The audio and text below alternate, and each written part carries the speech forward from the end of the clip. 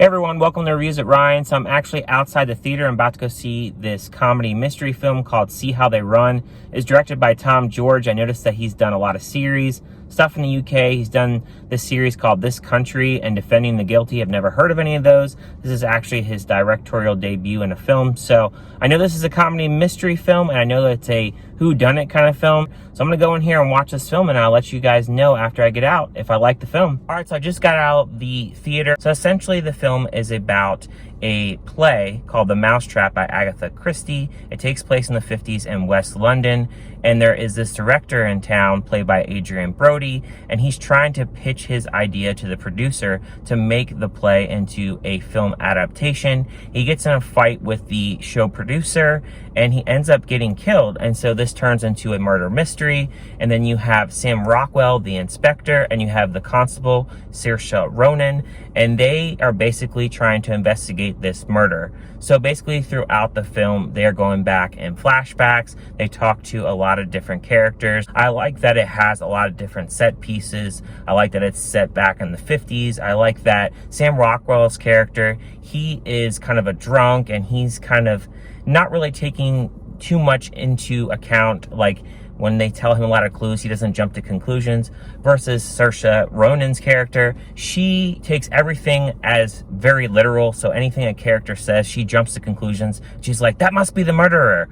And she really has a lot of funny lines in this. I thought that her character was the best in this. I really like trying to guess who the actual murderer was. Now, there are about 3 different suspects who I thought who the murderer was. My second guess was actually the person that did it. So it was a very interesting film. It did feel very artsy. It felt very Wes Anderson-like. I thought this film was a lot more entertaining than, say, Death on the Nile back in February. I found this film to be very tongue-in-cheeky with the humor. I also did like that the 2 main characters that are investigating this, they're complete opposites, and you wouldn't expect them to be these 2 detectives working the case. And of course, they don't really technically blend together, but they have to find a way to really blend together to actually solve this mystery. And it was just really fun trying to figure out who this actual person was. I really do like a lot of how this was filmed. I do like the beginning shots. So they have like the theater and they have the neon lights. I really do feel like I'm in the 50s vibe there. I really like the whole theater aspect and all the acting and that whole aspect. And I do like a lot of the humor in here. I feel like they do a really good job of really trying to balance out humor with action, with a lot of different flashbacks and a lot of different kind of cinematography that they throw in here.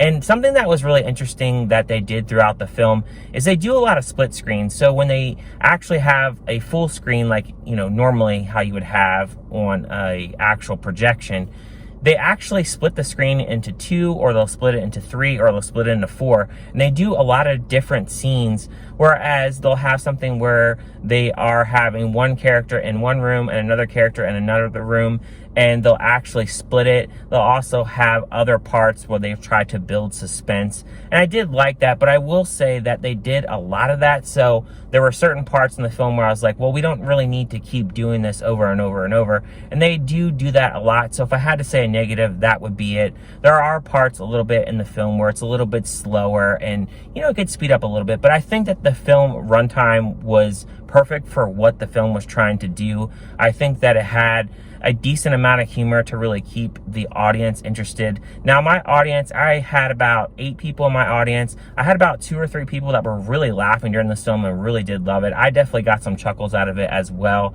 I really did like most of the humor from the inspector, because he's this drunk and he has parts in this film where he's lying to his actual constable, and he kind of insults his constable in ways that not really are too harmful, but in ways to just be kind of funny and really bounce kind of this comedy off her. And I thought that she did a really good job of having different comedy as well. And I think also that really helped set the tone was the score on this. I really do like that they have this jazzy kind of music that really did remind me of the 50s. And then of course they also have this whole mystery suspense kind of music, and they did that when it was needed. It wasn't overused, and it really did incorporate into the story. And I felt that when they did incorporate this music, I really felt like I was actually part of the mystery and that I was actually trying to solve what was going on. I think maybe the downside maybe of this film is it's not really anything too new. It's very simple, but it doesn't really try to be anything more than what it is. And I think that I really appreciate that about this film. I think that it did a really good job of keeping my interest. I never felt that I was really bored in this film. There were a couple parts where it really took me out of the film. So I'm gonna give a score of this film a 3.5 out of 5. I think it is definitely worth a watch. If you get a chance to check out this film, I definitely would. It's a really fun kind of film. I think this would be a really good film if you're going out on a date with, you know, a girlfriend or something, or just as a couple, or even if you took out a friend, or even if you did like a family kind of thing. It's not too bloody or really gory or anything like that, but it has a lot of funny moments in the film. I don't even think there was really any cussing in the film from what I remember. It's pretty tame kind of film. I don't think like kids should be watching or anything, but I think it's a really decent family film. If you have maybe like 11 or 12-year-old or something like that, they could watch something like this. I think that it wasn't that harmful really, and I think it had a good place in heart. So I think it's worth a shot, guys. So if you guys don't know about this film, you guys should definitely check it out. I think it's definitely worth a watch. But thank you guys for watching this review, and I'll see you guys on my next one.